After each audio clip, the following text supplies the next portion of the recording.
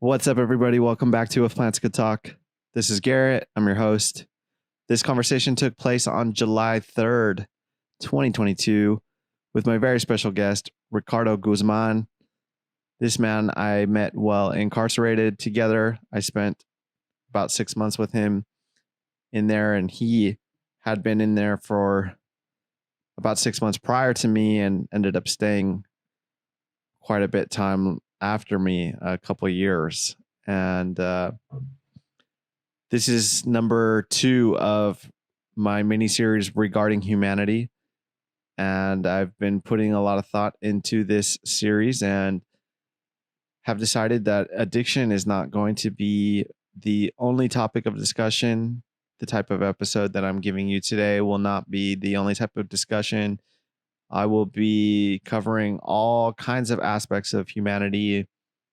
And at this time, I can think of everything from like energy work and healing to mental health to what have you, whatever you can think of when it comes to mankind and humanity. Buckle up. This is going to be a long ride. This episode in particular is going to be a long ride. I'm going to just say trigger warning as we do discuss incarceration, substance abuse, a large explosion where my guest was burned severely. He has third-degree burns up his arms, all across his chest. And we went into graphic detail of that traumatic event and the incarceration that followed. Ricardo served just under 3 years, 2 years, 10 months. I just ask that you guys approach this episode with an open heart and an open mind, and to give Ricardo your undivided attention and listen to this episode in full.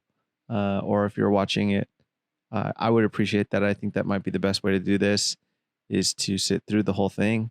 And I hope you guys enjoy. Here's Ricardo. Ricardo Guzman, welcome to the show. Guzman, welcome to the show. Thank welcome you. to If Plants Could Talk regarding humanity. How are you feeling today? Feeling good. Yeah. I'm glad to be able to put my story out there. Maybe it could help somebody. Hell yeah. I know it will. Do you mind starting with some background info? Where you're from, where you grew up, maybe your ethnicity? Okay, well, I've been here pretty much all my life in the Antelope Valley. I was born in LA, but I was still living out here in Lancaster, Cortez, Palmdale. So pretty much this is my hometown. Palmdale? No? Yeah, Lancaster. Lancaster? Okay. Yeah. It can be rough out there. Yeah, depending on where you're at. Certain parts, you know, and what you do and who you hang out with. You're right. You know, but if you're like mainly at home, work, you're all right. Is that what you were doing a lot? Focusing on work and home life? Work and home. From home to I mainly lived at work, you know? Yeah. Working like 12-hour shifts every day, 6 days a week. And it was mainly work. Come home and sleep and go back to working. When did you start having kids? When did you start having kids? I had my first kid at 18. Okay. At 18, and then after that at 20. And then I think I was like 24. How old are you now? What year would that have been? If you were 18, what year would that have been? Probably like 2004. Okay. 5. Okay. So you're like 3 years older than me. I'm 32. I'm 4 years older than you. 4 years. 36. Okay. Word. Yeah. And were you a troublemaker at all as a kid? Not really. No? I wasn't a troublemaker. I would just mainly stay at the house. I raised my little brother since he was a baby, you know. Mm-hmm. My mom was always working, and I was just taking care of my brother. My younger brother's 10 years younger than me. Oh, okay. So, you know, I was always raising him, try to raise him right.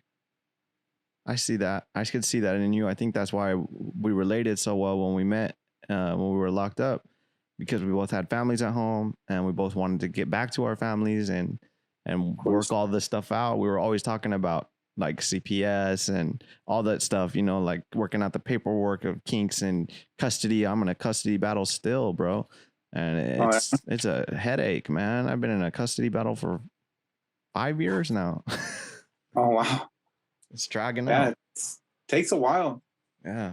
And they complicate it on you when they start putting you on paperwork and, you know, making all these hurdles. You got to take all these classes. I've done all that, all those classes, all those programs, 52 weeks of this, parenting this, drug and Oh yeah, alcohol treatment this. Even when I had 6 months sober, they made me go.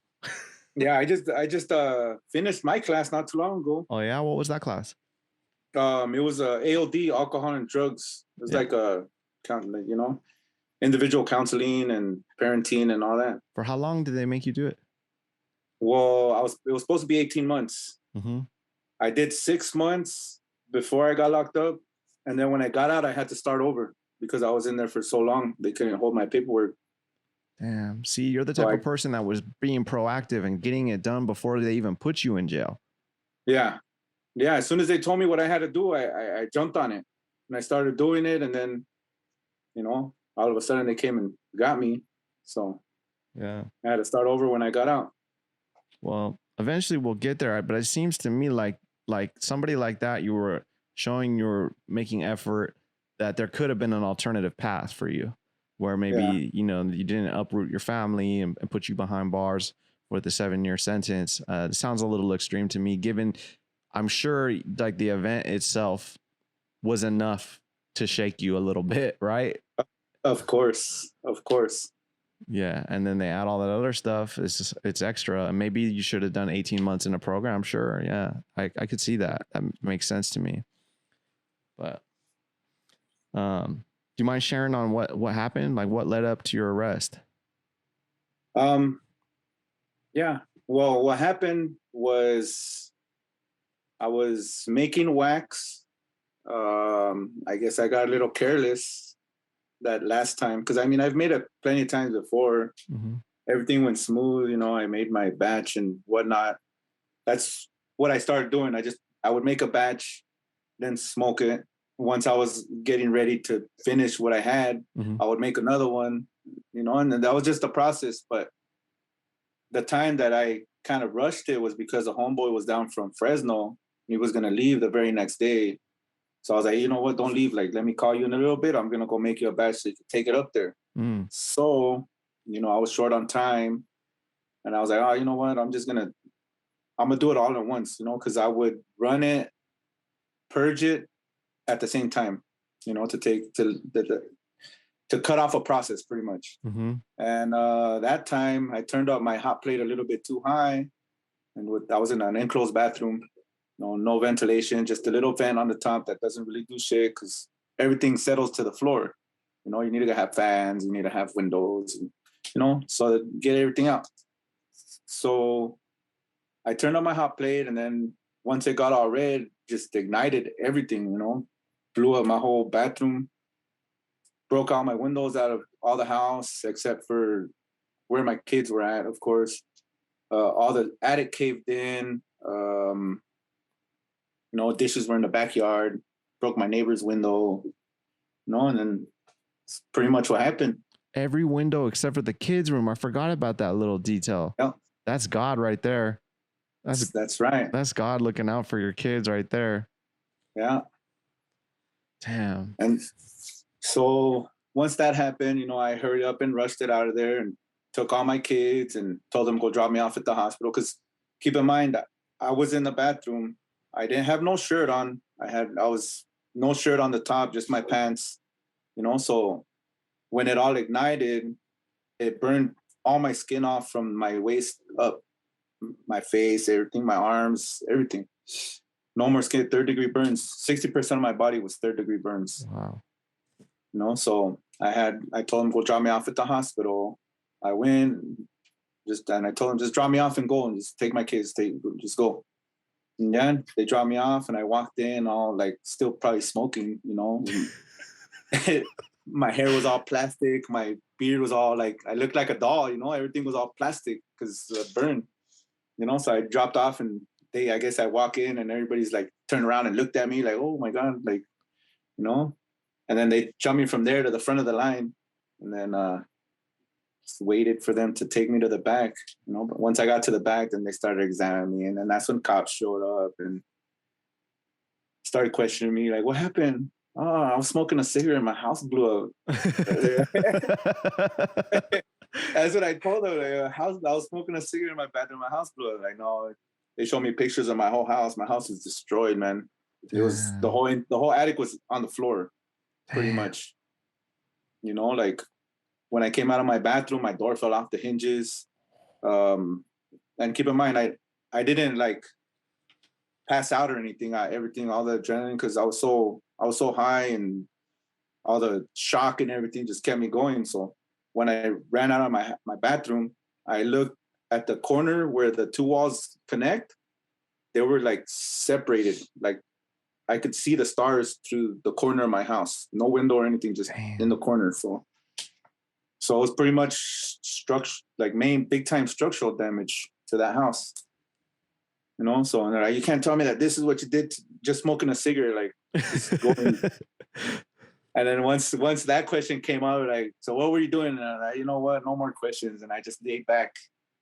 And then I guess I fell asleep. I don't know if I fell asleep or they shot me with something or anything, but I woke up at a different hospital, like 8 days later. What? Yeah. 8 days later, you lost 8 days? Yeah. Like a medical induced coma or induced coma, they said. Yeah. I was in a helicopter, and I don't even know what it feels like, because by the time I like fell asleep, I just woke up 8 days later, maybe more, but I was in a coma for like 6 or 7 days. 7 days, I believe. And do you have no memory or anything, like consciousness? Someone was touching you, or dreams? Nothing crazy like that? Oh yeah, I have a lot of dreams. Dreams are crazy. When you're in coma, you do dream. Yeah. And you do see, because I remember seeing my wife there. I remember seeing my mom, my dad. I remember seeing my little brother, my older brother with his wife. Like, but all that time I was in a coma. So I don't know how I was able to see them. Damn. It's like you saw them through your mind's eye or something. Probably, or maybe just I probably heard them and imagined them, Right. Damn. But yeah, it's crazy. That's heavy, bro. When you first get out of a coma, you don't see nothing. Like, you see like a tarp is thrown over you, It's everything. All I seen was blue everywhere. Everywhere I looked was blue, but I could hear everything. Huh. Like, I don't know for how long I was seeing blue for a while. And then after that, then I guess your eyes adjust, and then I started being able to focus a little, but everything was like if I was super drunk, because everything was blurry. I was seeing double of everything. To grab my spoon, I had to close an eye and try to find my spoon, but damn, it was all right. It was cool. Even in the hospital, I don't know, I guess I'm not that type of person that sees bad. Like, when I go through something bad, I don't see the bad in it. Like, I always try to find the positive side of it, and I know I was in the hospital for 27 days. I was alone a lot at the hospital, but my mom bought me an iPad, so I was fucking around with the iPad all the time, and the nurses were all nice. I was in West Hills, Grossman Burn Center in West Hills. The all the nurses and everybody there were so nice. They would come take care of me, and whenever I felt pain, I would just push the button, and they'll come give me some more drugs. Yeah. And then I'll push it again, and you gotta wait a little, So not all the time but the whole time I was there, I guess you could say, comfortable. Yeah. From time to time, I would get a little sad, but when I get sad or when I get mad or any emotion, it only lasts for like 10, maybe 15 minutes. And then after that, I'm back to like happy again. It's always been that way? It's always been that way. Probably sometimes when I was, super high, I would let it get to me a little, but other than that, I'm not the type of person that likes to hold on to emotion for too long. Yeah. Because I know it takes a lot of energy out of you. I don't like that. Do you have any, do you think any of that has to do with like spirituality? Like, at all? Is it pray? Do you pray or you have a Um, any kind of I don't practice like really. that? I can't say that I really pray or anything like Okay. that. I'm Catholic, Yeah. but I don't really practice it because I don't really go to church. I want to get into going back to church. You know, I went to church my whole childhood. Me Every too. Sunday Me we'll go to too. church and all that. You know, but now as an adult, I haven't been around to going to church. Like I wanted to start taking my kids to church, but it's just I only got one day off of work, and it is Sunday. But you know that one day Today. I try to relax and chill. You know, but I know eventually I'll get into some kind of church. Yeah.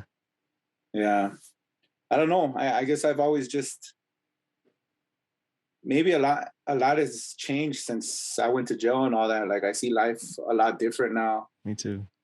You know, it's Yeah. just it's not worth it to hang on to anything too deep.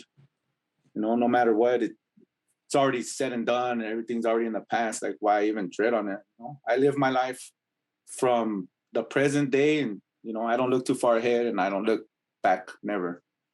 That's wisdom. You got some wisdom in you because a lot of people can't say that. I can't say that, you know? And Yeah, and I try not to look back too far. You know, if it's some good memories, I'll look back at it a little bit and then just let it go. uh, You know, let's go can't back do to, nothing. You sorry. can't do nothing about the past. You know, it's already a book you already read. Yeah. No, you're right. Well, it sounds like you didn't get PTSD then. You got lucky a little bit because PTSD, you would be having flashbacks. You can't stop thinking about it, you know? Yeah, no, I'm not. You got lucky Yeah, in that aspect. That's a blessing for sure. So let's, for a moment, before we transition into jail time, let's go back to that explosion, bro. Do you remember the moment it happened? Like, did you feel it? Were you in shock? Did it hurt? Was it uh, bright? it was bright. It was bright. I do remember. I remember I was looking when it happened. I was looking at my electric stove. I was watching the coil get hot. You know, I wanted to see how hot it was, how red it was gonna get, if it was gonna be all of it. It's because I turned my coil all the way up. You know, so you know, like an electric stove, it starts in the very center and starts getting red all the way around Mm-hmm. until all of it gets red. Mm-hmm. Well, it waited until all of it turned red. Sorry, I'm turning my light on. So you waited until all of it turned red. I was watching my coil and all of it started getting red. And the explosion didn't happen until it got to the very last bit. Once all of it got red, that's when everything ignited. Wow. And the explosion was so powerful that I had a Volton sitting in the bathroom. Uh-huh. It threw me up to the ceiling. Damn. Excuse me. Because of I don't know, the pressure or whatever, whatnot. Yeah. You know, I went up flying, and then when I came down, the first thing on my mind was to reach for the stove. I unplugged it and threw it in the shower. I had shower doors in there; those all broke. Damn. A lot of the picture frames fell off the walls. Um, the TV fell off the wall. It was mounted on the wall. It fell off the wall. It's pretty crazy. And inside in the bathroom, I only heard like say when you turn on your stove, when the flames come out, you know, it goes like that's all I heard inside the bathroom. But I had a couple friends that lived like 5 houses down. They said they heard over there a big ass boom. Damn. And you know, I guess the neighbors heard it, and I guess they're the ones that called the cops. Yeah. You know, I was leaving, the cops were getting there. You know, I was already gone. I already had took everything outside of the house. Like I probably wouldn't have got arrested if I would have been sober. Yeah. And I would have thought about, you know, get everything because it was a lab. You know, it was a lab. Yeah. If I would have just got everything that was to do with my lab too and just took everything out, they probably wouldn't have. They wouldn't have had no evidence to pin Right. against me. You know, but at that time I was super high and I was just thinking about, I'll get everything that has to do with, you know, meth. So I started thinking and I started scanning my bathroom and I started putting everything in my pockets that was to do with meth. I wasn't really thinking about the wax. And I even scanned it and I seen all my lab, like, in my mind, I was like, fuck it, they could find that, you know? And I took off. But I took everything else because I still had a bunch of trim to make more wax. I still had a whole box of butane, and I had all that shit still. So then I took all that, but I left just my main thing that got me arrested is that. Damn. So. And what kind of charges did they throw at you? About how long did it take before you got hit with the charges? Well, when I got out my coma, a bunch of investigators came asking me questions, and I just denied. I didn't want to say anything, Yeah. So I guess they were already trying to brew up a case on me when I was in the hospital. It took them 6 months. I got out the hospital January 27. They didn't come get me until June 12th. So, damn, about 5-6 months before they came back and arrested me. Damn. But the cool thing is I have a homeboy that, well, it's my brother's friend. He worked the narcotics department right there right here in Lancaster. Uh-huh. He called my brother as soon as he seen my name pop up on the most wanted. He seen my name was like one of the top ones. And he seen Ricardo Guzman. He's like, oh shit. So he called my big brother, and then he's like, where's your brother at? He's like, I don't know. Like, let me get his number. Like, I gotta talk to him. And then he said he's about to go get hit. They're about to go arrest him. And the person that has his case is not gonna be nice. Damn. He's like, they're gonna fuck his ass up before he comes in. Like, I'm trying to avoid that. Like, let me get his number. And so he got a hold of me, and I told him, like, yeah, just come to the house. I'll be right there. Because he's like, I need to talk to you. And I already knew what it was about. I already knew. I had foreseen it coming already. Yeah. So I was just waiting for the time for it to get there. I was hoping it wouldn't come, but yeah, it got there. He told me, like, hey, like, you got a $655,000 warrant on your ass. More than $500,000. He's like, what do you want to do? Like, you want me to come pick you up? Like, I could come get you?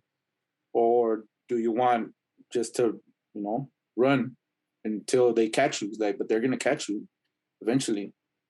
And then he's like, I know you got a CPS case going on right now. He's like, there's no way around that CPS case if you don't take care of this first. Right. And he was like, I'll take you in. Once you see the judge, they'll release you. You'll be in there for like 2 days. I was like, all right, yeah, sure. 2 days. Well, those 2 days turned into like 3 years almost. Damn.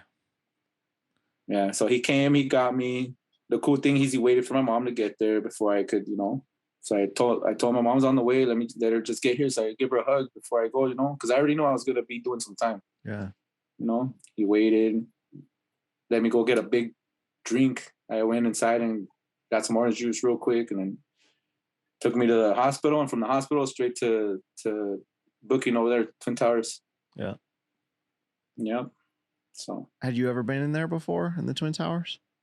I was there 2 times, both for possession. So it was an in and out. Yeah. One was like they're both warrants, because I would never go to the courthouse. Yeah. I would always get tickets, and fuck it, just let it go. And then once they caught up to me, okay, I did like 3 days once, and then the other one was like 7 days. Gen Pop. It was cool. Yeah, I had a similar experience. That was I can't really say that I've been to jail until that time, because all those other ones were just in and out, like, yeah, and then I've been to the sheriff station plenty of times, but and all of it was for drugs. Everything was for possession. Like, that's all I have on my record is possession. Uh-huh. Non-violent. Yeah, non-violent. Yeah. No history of gang affiliation either. No gang affiliation, none of that. Yeah. Well, once you're in there, you end up with some gang affiliation. Yeah, a little bit. It's not your choice. You don't got a choice. So they sentenced you to 7 years. 7 years was my sentence. That was my deal, my plea. 7 years. Plus first programs? They were shooting me with, plus programs, right? Yeah, plus the trustees and all that. No, but plus drug program was a part of the sentence as well, right? The part of No, the sentence was just that. just the time. The programs and all that was part of my CPS case. I see. Yeah. So that was, I could have done it inside, but if I would have done it in there, I wouldn't get my trustee credit. So my day would go back up, and then I wanted to get out. Yeah. And I didn't want to do no more time than I had to. Yeah. And then I just said, once I get out, I'll take care of it.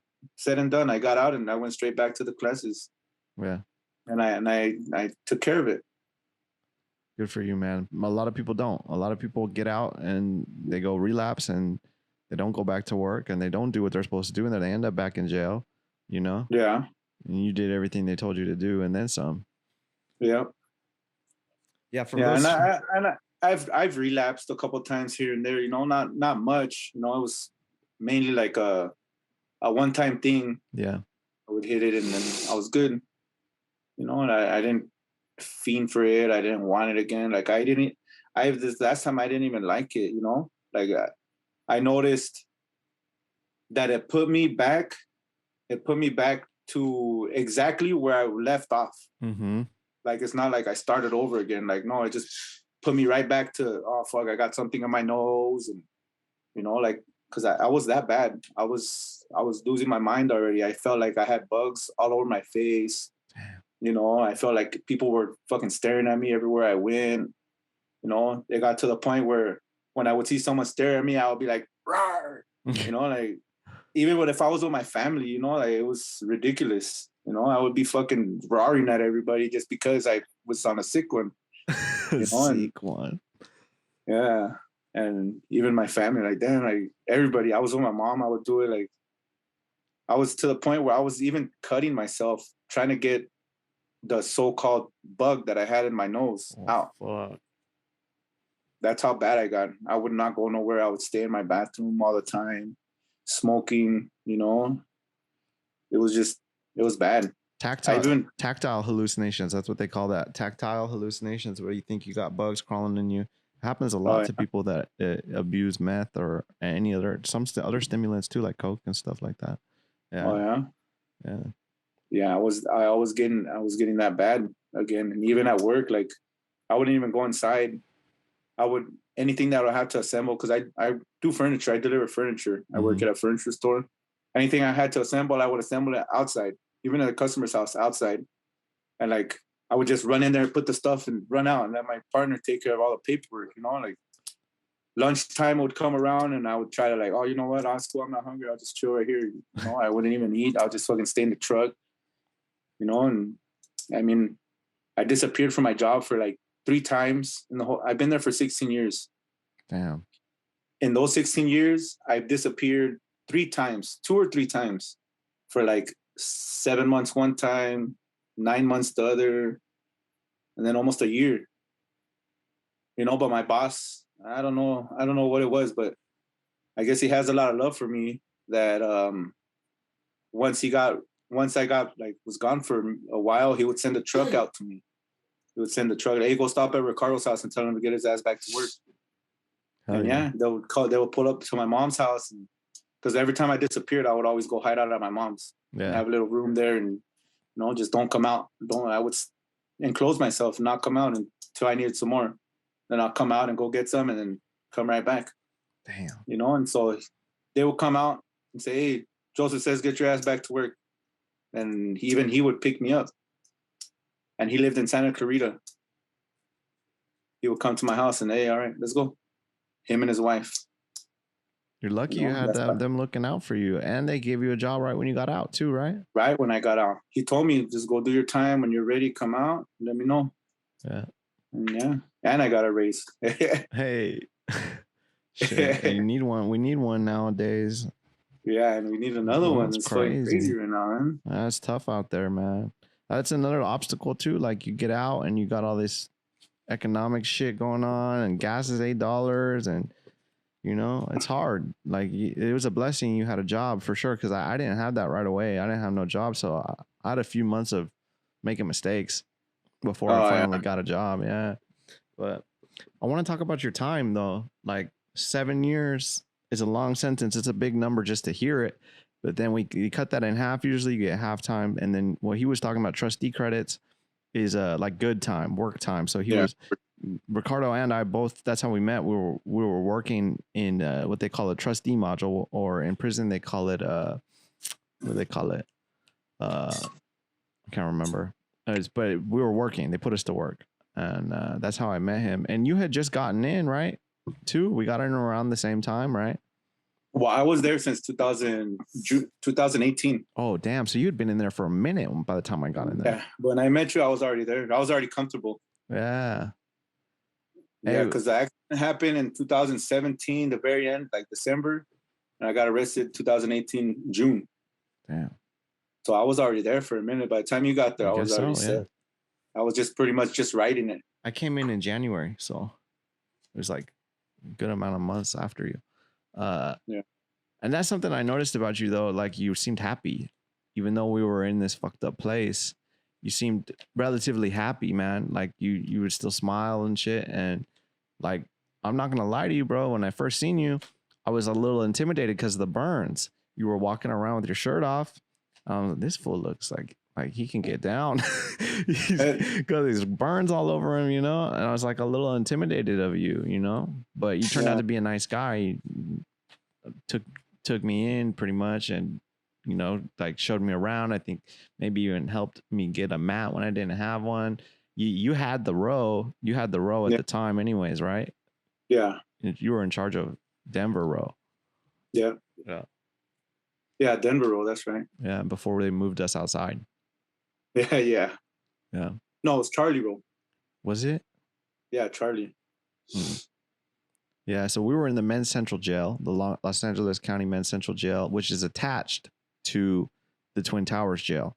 And by the time I met Ricardo, I was working in what they called 151. 151 is a module over there in the Twin Towers. Yeah. That place. The Twin Towers is fucked up. Yeah. The way they have them, it's like they're animals. Yep. Yeah. I remember seeing, like, it might as well have been a portrait of Jesus Christ drawn out of poop.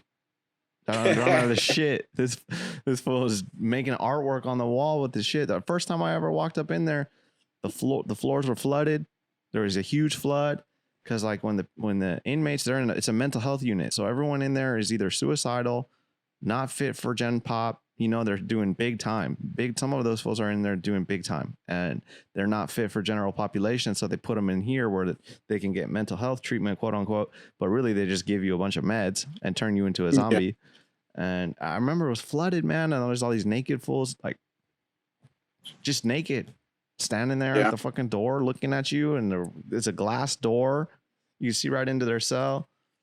When they would get mad, they would stuff their toilet with toilet paper or their sink and just run the water to like throw a fit, and it'll flood the whole module. And we had to clean it up.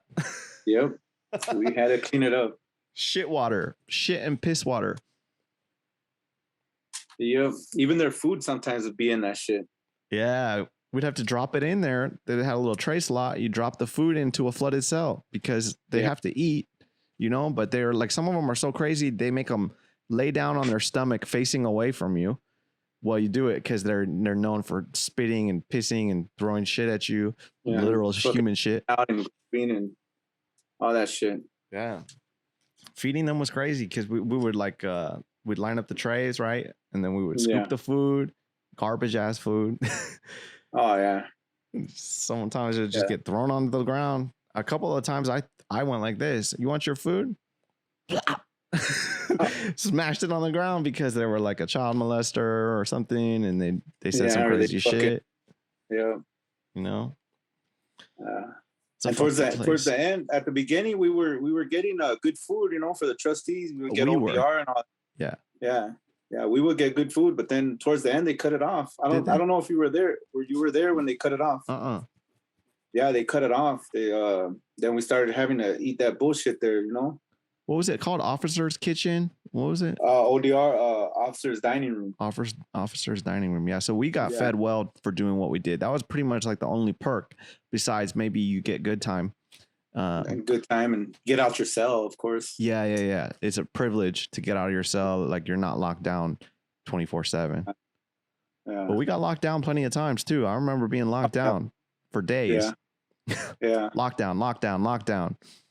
Take it back to And your cells. Towards the end, after you left, it was a 24-hour lockdown. Everybody, like, if you weren't going to work, you would have to be in your cell. Like COVID? just the PM shift. The AM shift, they let you move around and do whatever, you know. But once the PM shift got in, everybody had to be in their cell locked up. You know, so it was kind of fucked up. They did that. I don't know why they did that. Was it COVID? Nah, I don't know. I'm not too sure if it was COVID or because 26, 28, it's a training module, you know. So I guess new people came in, and I don't understand what was the big deal about having everybody locked down. Or I think it was the new deputy that took care of everything, that wanted everybody locked down and all that. Yeah. No, it would always depended on the cop that was on shift. If they were cool, the TVs were on, and your cell was open. If they weren't cool, or if someone got caught with some drugs, because the trustee module has it going on too. We're the ones moving everything to the jail. We're the only ones that have feet, right? We're the only ones that can go about. We got wiggle room, yeah. Yeah, but I mean, luckily for me, I was a hallway trustee, so even when everybody else was locked up, my cells remained open. You know, anybody that wanted to like not be locked down, they would just run into my cell, you know, and then just hide out. I remember doing that so that we would know a lockdown was coming, and I would run over to Sergio's cell or your cell because we would want to work out together. And that's how me and Ricardo got close, was working out together. And when I know a lockdown was coming, I heard a different row getting locked down. I'd be like, oh shit, I'm gonna run over to the homie spot, hop in there real quick while the door is closing and shit, like right last minute, and we'd just work out all day. Yeah. And I remember your burns are so bad in the beginning. Everything was not really tight, right? You could barely do 10 push-ups, right? I couldn't even get up. If I sat on the floor, I had to have someone help me get up, or kind of like scoop myself on my ass all the way to the bars so I could be able to grab the bars and pull myself up. Like it was that bad. I couldn't do it. I couldn't even shower when I first got there. It was hard because the showers were so hot. Damn. You know, luckily there was a broken shower that it was only dribbling out. So that was my shower. You know, no one used it but me. I would just go and let it dribble on my hands, and, you know, like pretty much bird bath. Yeah. That's how I had to do it until I got, you know, a little used to the water. Then after that, I was like all over the place. Damn. And eventually, by the time I left, 6 months after I got there, after I met you, you were doing hundreds of push-ups a day. We were doing full-blown mountain climbers, working out all day, every day, twice a day sometimes. You would push me too. Like, I remember you pushing me. Keep going, Floyd, keep going, you know? Yeah. It was crazy, but yeah. I mean, I guess it was because it was so fresh, you know? Yeah. After a while, I just kept stretching out and kept doing my shit that I got to do. Yeah. Because I knew once I got out, I knew I had a job waiting for me. Yeah. I knew I needed to get back into I know not 100%, because even now, I can't really say I'm 100% still. I'm sure because, you know, my burns, see, I don't know if you could see, they're still out there, you know, on both sides. But I mean, for the majority of it, I'm good. Mainly just my arms, my stomach, my back's good, my face. Your face is great. Yeah. Thank God that didn't do much to my face. My hands, there's nothing on my hands. The inside of my hands, I can move all my fingers. You know, the inside of my elbow is not burned. That's the only part that didn't burn on both sides. My armpits didn't burn. You know, all the crucial parts did not burn. Yeah. Which is crazy. You know, it's a blessing. It is. You know? Oh, and now that I'm thinking about it, the crazy thing about what happened to me, about the explosion, you know, they say power of the tongue, right? Mm-hmm. Anything you put out into the universe eventually is going to come back around. So if you say something negative, get ready for it. You know, like if you say, oh, I'm going to this and this, or this is going to happen, or, you know, you're putting it out to the universe, eventually it's going to come back. Okay. So in my situation, it was a Saturday. My partner at work because I was smoking with any partner that they gave me. I was still smoking all day at work. You know, hitting the pookie in front of them or going to the back of the truck and tell them real quick, hold on, like doing hot rails and all my partners knew I was fucking around. So that particular day, the Saturday before it happened on a Sunday. That Saturday, my homeboy told me, my partner, he was like, hey, like, you need to stop doing that shit already. He's like, you already got kids. You're fucking old enough to understand that you need to let that shit go. And I told him my response to that was, the day I stopped doing this, I paused and I hit my pookie and I blew it out. Once I blew it out, I told him, it's the day something bad happens to me. Damn. Like I called it. I called it. That was the very last thing that I told my partner. That Sunday night is when the explosion happened. It's fucking so crazy. I pretty much I said, the day I stopped doing this is the day something bad happens to me. And said and done. Yeah. You know, someone up there heard, all right, you want something bad to happen to you before you stop? Here you go. Damn. You know? For real. The day before. So, yeah, the day before I put it out there and it came back. It went up there and came right back real quick. Would you say that when you were in jail and you said, when I get out, I'm going to do good and I'm going to do everything they told me to do. I'm going to get my family, you know, nice and close to me again. Do you think that was also the same thing? Yeah.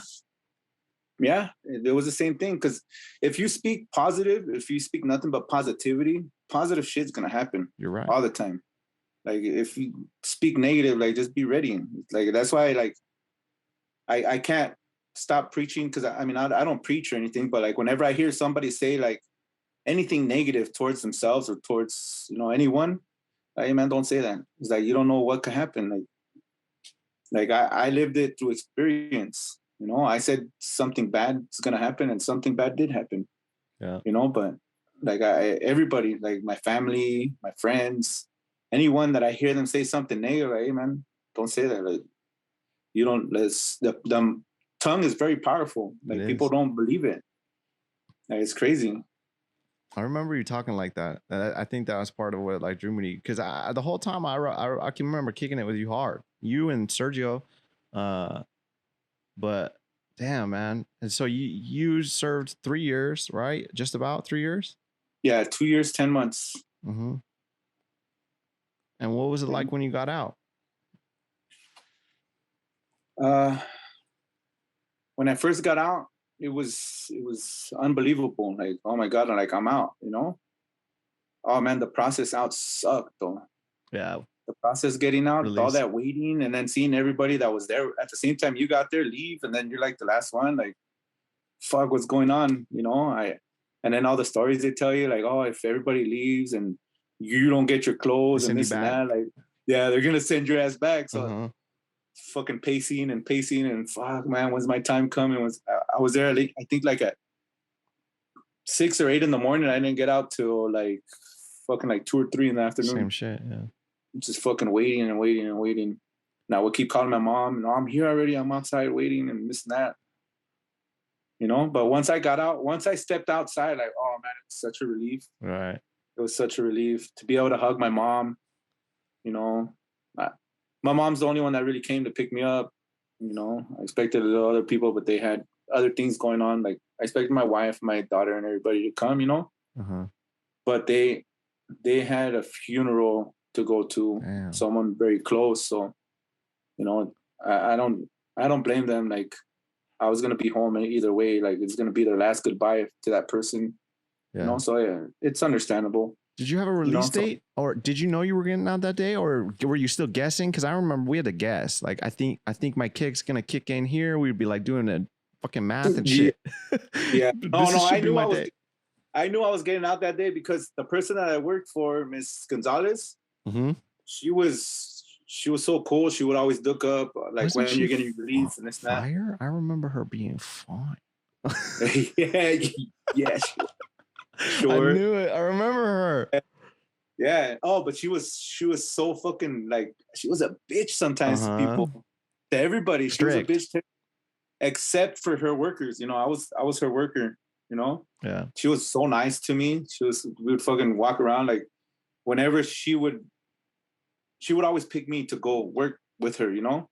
I was always with her, like walking around, sometimes just chopping it up, not even working, but Yeah. I was her guy to go with her, you know? Yeah. So she would always check when we're getting out and this and that. Like, and the day she says is the day we actually got out. Yeah.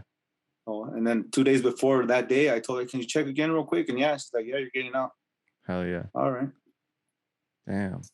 So yeah, it was. But I mean, I can't really say that I had it rough in there. You know, No, we had it had good. We had it good. We did. We had it real good. Yeah. You know, for given the circumstances. I mean, well, yeah, given it's a fucked up place and it's dark, and the CJ, the Men's Central, is old. It's an old school jail, so it's got those old school bars. You know? Yeah. Were you there for the earthquake? I don't know. I don't remember. Twice we had an earthquake. Twice? Yeah. I remember it raining a lot when I was in there. It rained a lot. Yeah. Yeah, it's crazy. The earthquake came and they locked us all down. Like, what the fuck? It was just an earthquake and you're gonna lock us down? Damn. Yeah, you're right though. But you have a positive outlook, man. Like, some of the shit that I seen kind of fucking stayed with me a little bit, but I think it's, one, because I'm a little more of a bitch, and two, because I shouldn't say that about myself. You wouldn't like that. Yeah. Don't say anything negative about yourself. Do not say that. I'm a little softer. That's not negative. That's just a fact. And yeah, some of that stuff stuck with me, you know, but we have different walks of life, different backgrounds, different everything, you know? So, but I relate to you a lot, man, like with the addiction, especially. And I know it wasn't easy. Like, we had it good, but it wasn't easy. I couldn't imagine the time, the 3 years. How did it feel like forever, bro? Not really. I mean, yeah, for the, well, you were there. I guess it a little bit, because I if you think about the time, yeah, it's a long time. But like,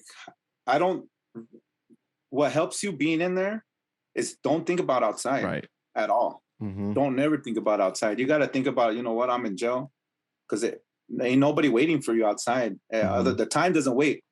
It's gonna keep going, you know. So, and if you start thinking, oh, what is my wife doing, or what is my girlfriend doing, what are my kids doing, you know, my mom, my dad, that's just gonna fuck with you, you know. So pretty much you have to, it sounds selfish to say, but you have to worry about yourself in that type of situation. Like, you can't worry about anything else, you know. That's why when I first got there, I would talk to my wife in the morning to say good morning, and at night, every morning, every night, every morning, every night, for like probably like the whole time I was going to court. Once I got sentenced and I knew how much time I was gonna do, I was like, you know what, I can't keep calling you. Like, it's hard on you. I'll call you like, hard on you. I'll call you like once a week. Yeah. You know, once a week. You know, I know it's hard for you on the money wise, and it's hard for me too, because I just can't just ease my mind, because I keep talking to you and I keep on worrying about the outside that I shouldn't, because I can't. There's nothing I could do for the outside right now. Right. I'm locked up in here, you know. Oh. So after it started going to once a week, and then after that it was like once every other week, and then, you know. Yeah, you forget about the outside. You do. You have to check out completely. Yeah, and the ones that don't are the ones that are struggling. But I remember feeling happy in jail. I do. I remember feeling happy. I was well fed. I was working out every day. I was in the best shape of my life. I had friends too. I had homies that I felt close to. You know, I could tell anything. We joked around all the time. We clown and talking shit to the bars, and, you know. Yeah, I was cool. You make the best of it. That's all you could do, is make the best of it. Yeah. You know, it's not the best situation that you're in, but you're in it. Yeah. You know, you just gotta make the best of what you got. Just like life. That's how life is. You know, you can't worry about the shit you don't have. You gotta worry about the shit that you do have. Yeah. It makes you appreciate little things. When you get out. Oh yeah. When you get out, like, so for example, like for me, I wanted to run. That's all I wanted to do was run. And when I was running, I fucking felt high. I felt like on top of the world. The first time I ran through the streets, I'm running through the fucking streets. I talked to you one time when I was on the streets too. And there was like cops. I remember I talked to you because I kept in touch a little bit. I sent you a couple packages, and I kept in touch with a couple other people too. And there's people that I met in there that I would say are my friend for sure, still to this day, you know? And Uh, fuck, man. I can't imagine though what losing 3 years of life though, like what the fallout was, like what it did to your family. You know, yes, you have a positive outlook, but it has to have been a challenge. Besides for having a job when you got out, transitioning back and shit, right? So Yeah, it made you jump through some hoops, right? yeah, yeah, and then I came out with a big old beard. Mm-hmm. Because I let it grow throughout the whole time I was in there. It was huge. Yeah, I came out all rough, but it was cool. I kept it for like a month. Yeah. A month or so. Then once I got back to work and I was actually doing deliveries and all that, I'm like, oh man, I got to take it off. Look a little bit more professional and all that. I waited till I got my driver's license. Once I got my driver's license, then I took it off. You got the photo? So my driver's license has a big ass beard. Hell yeah, that's dope. Yeah. Little memories. Yeah. But yeah, I remember it was smooth sailing in there. Once you got comfortable. The hardest part was waiting to get sentenced. Yeah. Because my max was 16 years. My deals weren't coming lower than 10. Everything was 10, 10, 10, 10, 10 every time. And once they said, this is the last deal you're going to get, it's either you take 7 or we're taking you to trial. I was going to lose. Manufacturing a substance? Yeah, they got me for manufacturing, and then they got me for felony vandalism, and then because my kids were there. Yeah, child endangerment, 4 counts. 4 counts. 4 counts of that shit. Damn. That shit added up, I bet. Yeah, it would have added up to like 16, 17 years if they would have ran it concurrent. Damn. But so they ran they put it all together. Yeah. Yeah. They ran it concurrent. If they would have ran it bootlegged. Yeah, they ran it all concurrent. So my main charge was manufacturing, which it carries 3, 5, and 7 years. They gave me the full 7. Damn. The max. Yeah, the max. That's why I came out clean. No probation, no nothing. I came out and I was no tell. Oh, because they maxed out on paperwork, bro. Yeah, they can't really. Oh, you're still on paperwork? Uh-huh. Holy shit! To when? This next January, I'll be off. Fucking God willing. Yeah. Yeah. They can still tear through my car anytime they want. And when I get pulled over, I've gotten pulled over a handful of times. But thankfully, every time I've been pulled over, I wasn't messing around. I was doing good. I did really good for a long time. And but I got search and seizure. They got a search and seizure clause. So as soon as I get pulled, if my kids are in the car, my lady, don't matter. A lot of the times when they make me get out the car, walk backwards, get down on the ground, all that shit, dude. And they go through all my car. It's stupid, man. They got all kinds of rights against me. Yeah. So that was a plus for me. I came out with no tail, not have to check in with nobody, and no drug tests or any of that. No drug tests, no nothing. They can't search my car. Nope, you can't. Luckily I've never gotten pulled over since I've been straight, I haven't got pulled over. Not even with my wife's car. My wife's car's all tinted out. Everything's like black. You can't see inside her car at all. And I drive that all the time. I haven't got pulled over, and I stay bald. Over here there's a lot of they stereotype a lot. They see you bald, they want to pull you over or whatever. But I've been good. That's good, man. My thing that I wanted to do when I got out was ride my bike. Motorcycle? No, a bicycle. Oh, I was riding a fixie for a long time. Oh yeah, I remember that. Yeah. Yeah, did you get on it? Just recently. It took me a while to get, because I had to fix everything, and it was at my mom's, just kind of stored away. But yeah, just recently I got on it, and wow, it's fucking amazing. I like it. I used to do wheelies on that shit all the time. I had a fixed gear too. I was all in the fixies. Oh yeah. Like, I don't know, 2009 to 2012, something like that. Yeah.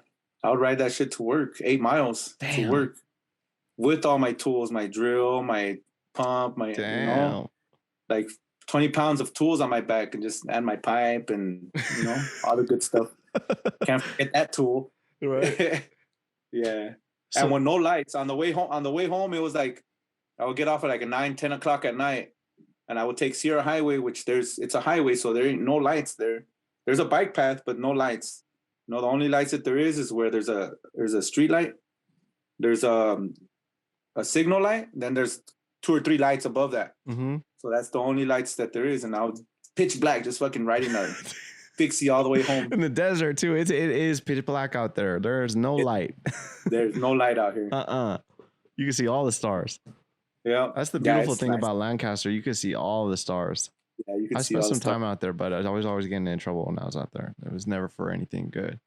So yeah, you gotta kind of have a family to kind of do good out here, you know, and want to do good for your family.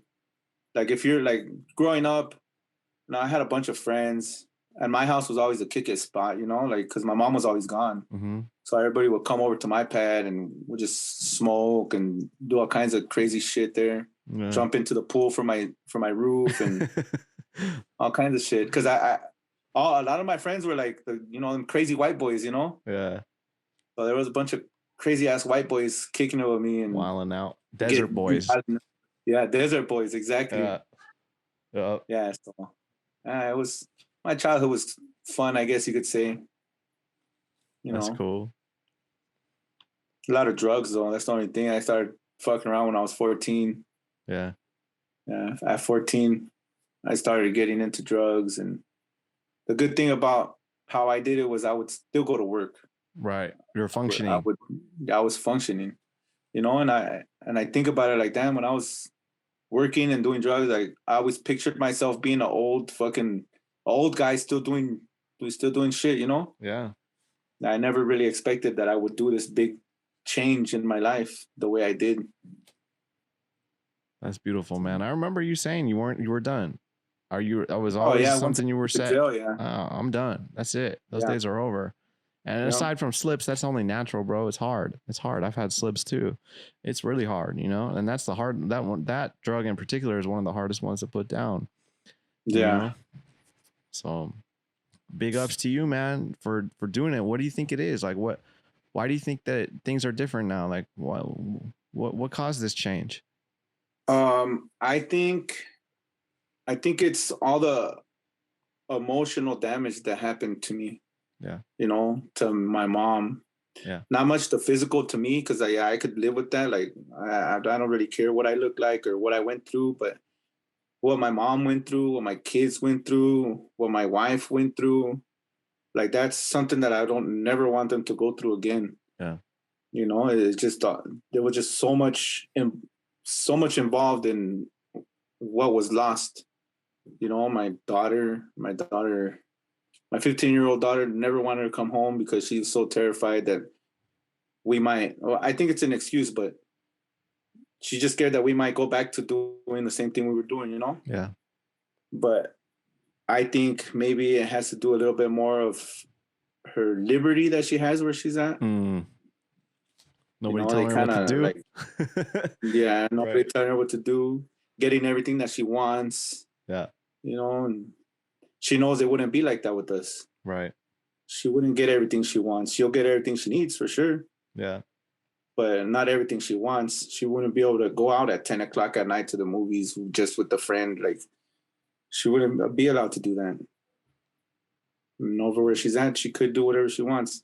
My point of view, you know, I can't say that's how it is. Yeah. But that's my opinion on that.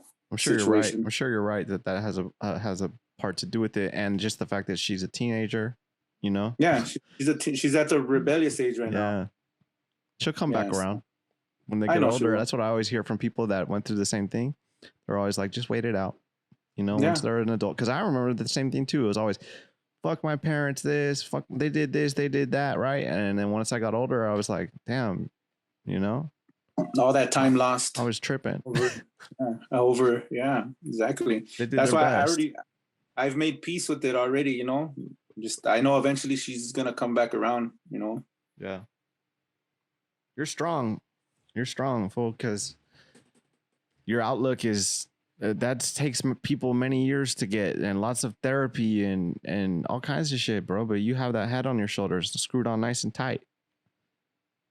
Yeah, thank you. I'm sure the jail really screwed it on good.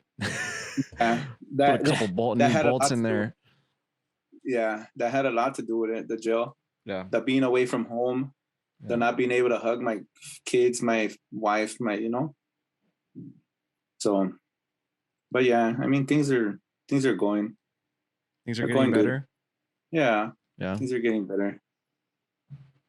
What's your life like today? You're supposed to spend most of your time at work, right? And then family. Still work, work. I love going to work. You know, Hell yeah. Me too. it's I would say like therapy, Yeah. And can be. even and getting paid for it at the same time. Right. You know, I love everybody that I work with. You know, they're all real cool and chill, fuck around a lot. You know, Uh-huh. But get the job yeah, done. get the job done. That's Yeah. all there is to it. Yeah. Yeah, That's and then every structure. Saturday our boss, yeah, structure. That's what it is. And then every Saturday our boss buys us lunch. You know, so that's always a plus too. We don't have to worry about buying lunch on Saturdays. Yeah. You know, everything paid for, drinks included. Nice. Yeah, I mean, Yeah, meeting your wife before we started, I was telling y'all like, good for you for writing it out. Like, good for you for doing the work because I know it's not easy to heal a relationship at all. Period. But you add all this other stuff in there, you know. I understand why things didn't work out with people from the past with me because I'm a lot. It's a lot to deal with all that shit, yeah, you know. So congratulations that you guys, fought through it and are doing the work and doing good and being healthy and yeah, shit. yeah. When I first went in, I was like, I already, I didn't think it was gonna happen, but I kept in the back of my head, you know, don't forget that. I mean, keep in mind that she might not be there when I get out. Mm-hmm. You know, that's something I just kept in the back of my head, like, and it's perfectly normal for someone just not to hold on for that long, you know. Right. Yeah. So I just kept in mind, like, hey, when you get out, like, keep in mind that she might not be there. Yeah. My kids will be there, but she might not. And you know, I'm grateful that she did hang on. You know, we're we're okay. Yeah. Doing your best. That's all you Yeah, can do, that's all right? we could do. Yeah, that's all we could do our best. I remember talking to you about that too, because I was in a similar situation where, that was something I think we spent a lot of time talking about was like, is it going to work out? More or less, probably more so you listening to me talk about, oh, she going to wait for me. She ain't, she didn't answer the phone today. Yeah. Or when she did answer, you guys were arguing, like, Yeah, all was bad. It was all bad. yeah. And I would tell anybody that I would hear them arguing with their their other half. I would tell them, like, hey, fool, like, that's not gonna do nothing, you know. Like, all you're doing is pushing her away. All she has to do is just deny and not answer you. Like, you arguing with her, she's not gonna talk to you. Yeah. And there's nothing you could do about that. So why even argue over the phone being in jail? That was the Like, hardest thing too. They can hang up on you. Guess and not what? answer. Yeah, they ain't gonna answer the phone. They turn their phone off. You're fucked. Yeah, that's why. Like, why answer? Why even argue the fact? Like, Right. Yeah. if you want to have some kind of lifeline on the outside to calm your nerve or whatever, don't fucking talk shit to her. Yeah. Oh, you're right. Yeah. You're right. Yeah. And then there's a lot of people in there like that. Getting That'll start jealous fucking up. too. Who you with? Yeah, oh, you bitch, and this and that and this and that. Like, hey, fool, like, chill out. Like, she's not gonna answer you next time. Watch, and said and done, they don't answer the next time. Oh. Yeah, I mean, don't get me wrong. Yeah, I've argued with my wife while I was in there once. You know, maybe twice, but I just remember, like, oh damn, like, I can't do that because she won't answer. Like, she just won't answer. Yeah, well, you guys they had got all the stressors. power. Yeah, they got all the power in there because all they got to do is say no. I don't want to answer. That's it. Yeah. Damn. So, but yeah, I got out, went back to work, and that's where I'm at now. Back at work. Shit, well, you're looking healthy. Like I was telling you that before we started, man. You look thick. Like you look like you filled out. Yeah. Yeah. Oh yeah. You look good too, man. Appreciate you, man. Shit. This is what 35 days looks like. 35 days. Something like that. Yeah. So all right. Yeah, if you would have looked at me 35 days ago, you might not have said that. But it's all part of the deal, ups Yeah. and downs, and got to ride through it. As long as you find your way back, you know. Yeah. No, because it's cool to party every now and then, but just don't get too out of hand, you know? Yeah. That balance, Um, finding the that balance. balance. Yeah. Yeah. Having a job is really useful for that. As long as you're not using on the job, right? You know, Yeah. it can be really good for you're not spending too much time on the streets, or, you know. Yeah. And then that's I think why I was doing it so long was because my job didn't really care, you know? Yeah.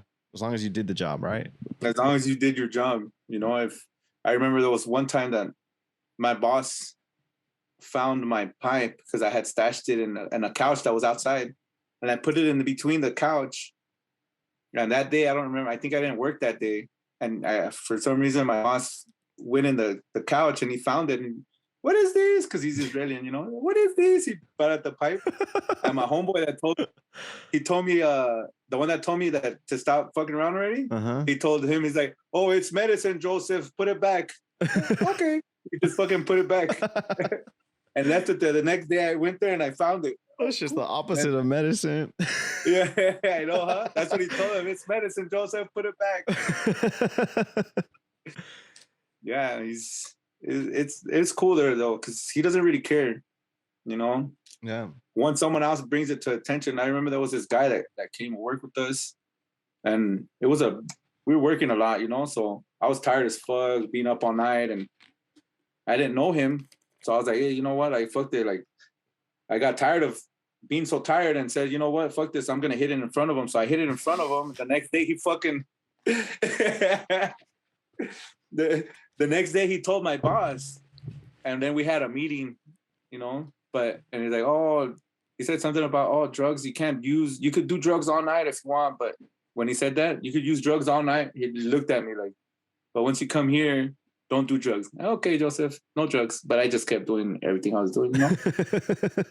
You can't stop though, right? You can't stop. No, you can't. You have to have something force you. You got to be forced. No, yeah, you need a force. Use some kind of force. Yeah, whether that's God, jail, something bad happens to you, you blow up your house. Yeah, that's why I tell everybody, oh, like when I was in the counseling, the alcohol and drugs and all that, I would always throw out the joke out there, oh, just fucking blow yourself up, you'll be all right. I found the cure. Yeah, just fucking blow yourself up.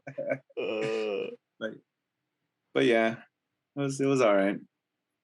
It's good to be able to see you laughing, man. Like, you just told some heavy shit, and yeah, like, people hearing this are probably going to be shook for real. You know, they've never heard anything like this. A lot of them have never heard, unless they, you know, whatever, grew up around that kind of thing. But you got a unique story, man, and a powerful story at that. And to see you smile and to rock those burns like they don't mean shit. Like, they don't mean that's the most gangster shit I've ever seen. I like my burns. That shit's harder than any gangbangers I know. Yeah, I like them. I don't know, because you don't see very many people like this. No. Mm-mm. Yeah, man. Yeah, so that's what made you stand out to me for sure. And like I said, it was intimidating at first, but you turned out to be this like kind, gentle soul, man. Really, like, you know, you might look one way, you might look rough around the edges, like a homeboy, right? But yeah, I mean, you're riding a fixed gear bike, working your ass off, fucking, you know, you're not that.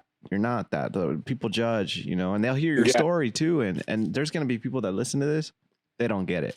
They're just going to hear what happened, and they're going to be like, he deserved it. Because that's how some people look at it. You know what I mean? That's exactly right. That's a lot of people. And I'm not here trying to change nobody, but I am trying to show them what the truth is. You know, you can't force them to change their beliefs, but you can show them that there's a human being behind all that stigma, all that bullshit that people throw at you because you're a felon or whatever, and you serve time, and you know, you blew up. Like, you're still a fucking good human being, man, and worth love and worthy of love, and good things to happen to you. And I'm sure good things are going to keep happening to you, you know, for real, because you're so positive. And this story might end up turning to something very positive too. Yeah, and I want to keep telling it. I want to keep telling it to, I tell it to everybody at work. I've already told everybody at work knows. Everybody that I tell this story to, they say, "Oh my God, you gave me chills." Like they say that the hair on the back of my neck stands up, or my arms. Like, look, I got goosebumps, and But I tell my story to like just about everybody that wants to listen to something, And I've been wanting to do this for a long time already.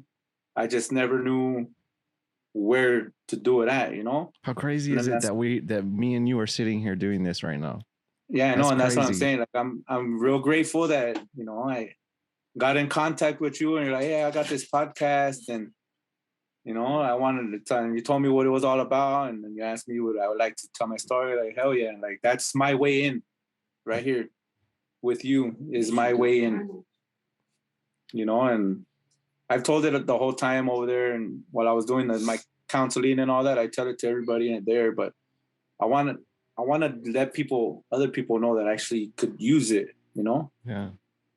Maybe this is the opening the door for me. Maybe people might contact me or contact you to get a hold of me, and You're open to that? If I'm open to it. Someone wants to talk to you, all right. If anybody wants to speak to me, I'm open. Cool. Yeah, I'm sure there's people out there that that can relate and can maybe lean on you for advice or something. You got some experience that people don't have. A lot of people don't have. Of course.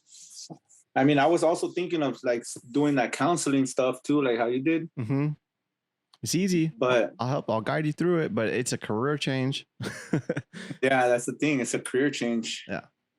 I gotta see if the money's worth it. It'll be better, But that's what I'm looking. I'm looking to do. I'm trying to. No labor. There's no labor. No labor. No labor. No. You just sit there, basically do what we're doing right now. For real.